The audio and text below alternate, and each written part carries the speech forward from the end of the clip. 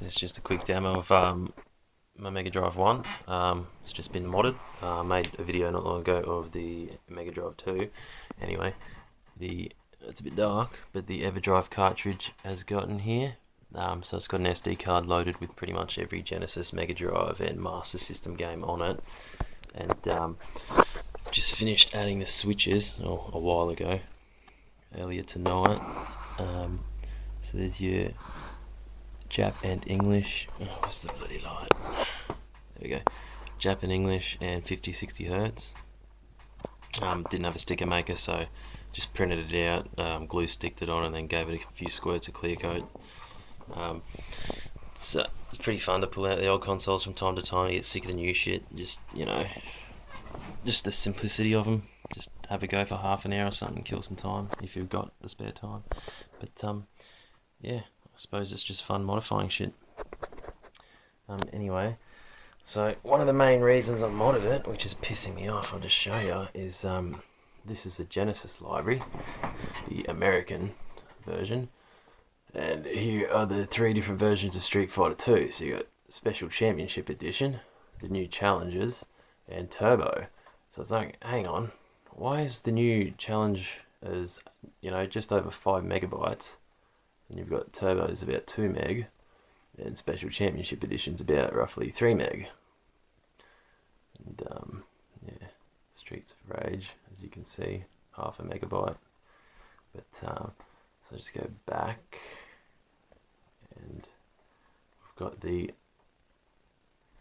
European, Australia, New Zealand, all that. The PAL versions. Let's go into it. And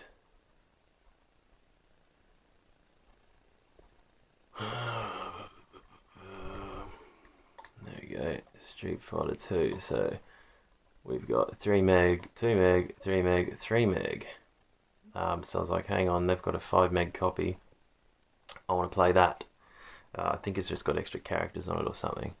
But I mean, so I'll just got the switches here. Hang on, which one is it?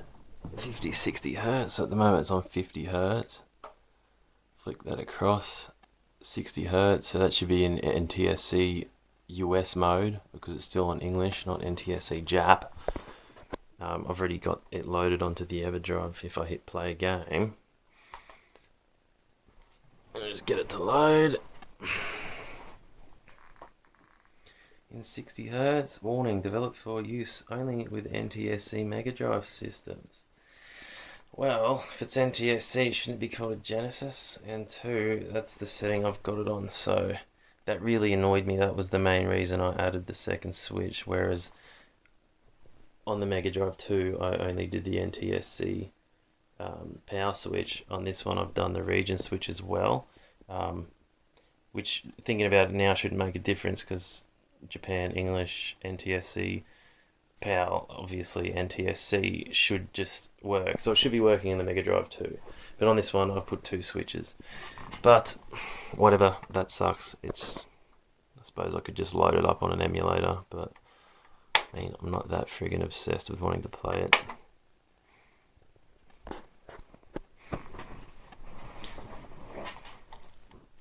So I'll just demo another game anyway. So I'm going to put a diagram up for how to mod these PAL Mega Drives because the instructions on the internet seem to only be for NTSC.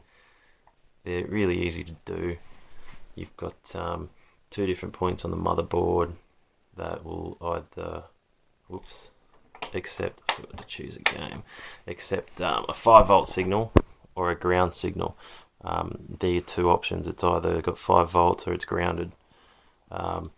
So that's NTSC and PAL, 5 volts or ground, and then Japan or English, 5 volts or ground. That's why there's 2 switches. So I put it on a very simple diagram.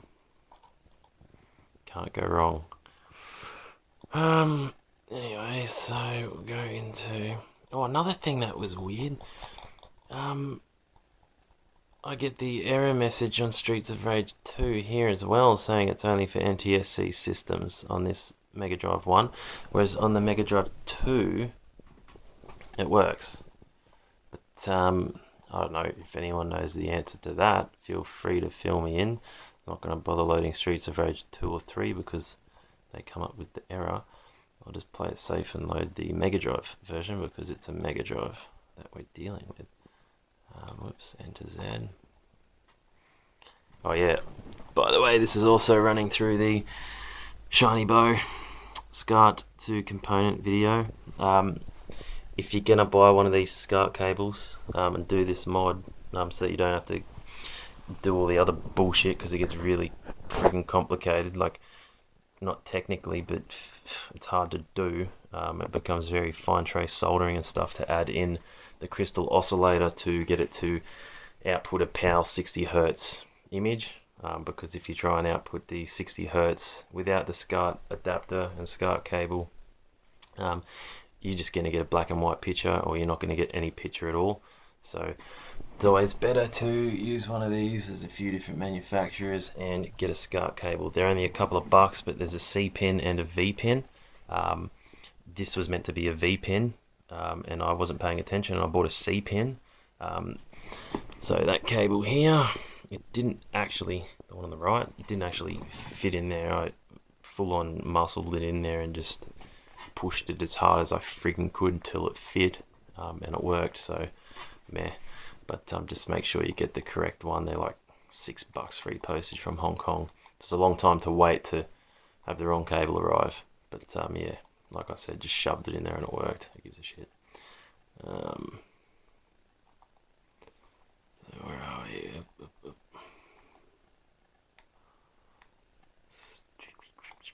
Streets of Rage. That'll do me.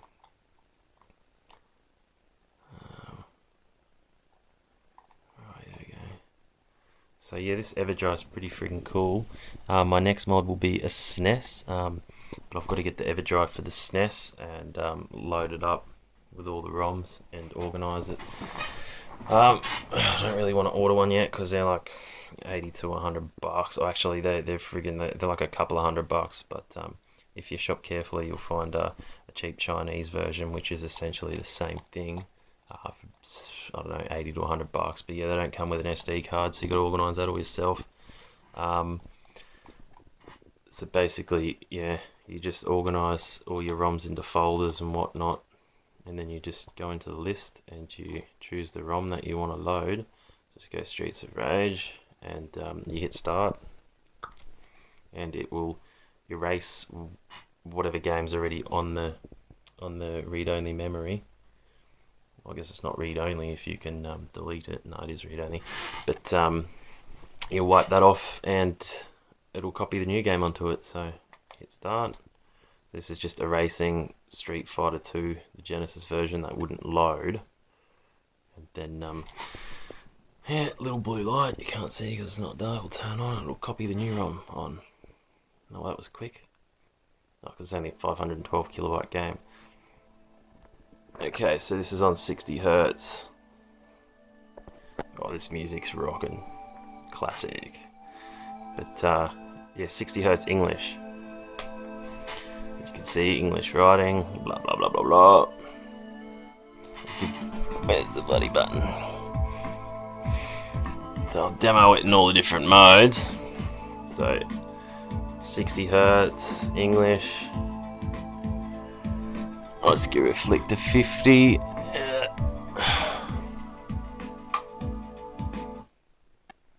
50 Hertz English. Get a bit of a border on the top and bottom, and it's a lot slower.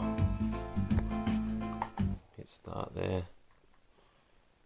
So there's your 50 Hertz.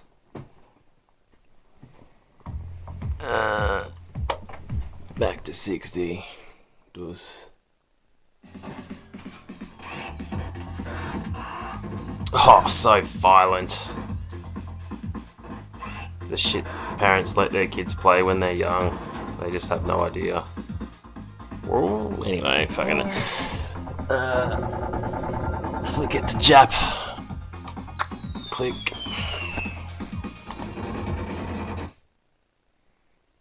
So this is Jap 60 Hertz.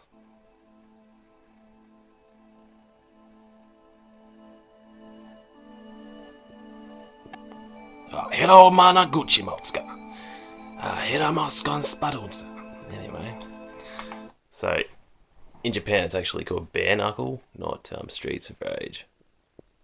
But I suppose you could flick it to Japanese 50 Hz, but essentially that doesn't exist because they use NTSC 60 Hz in Japan, so...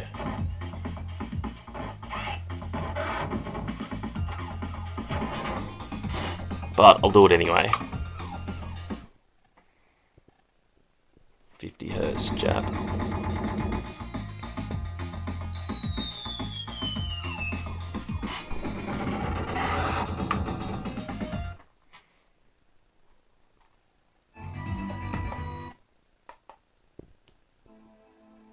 But yeah, that's pretty much it.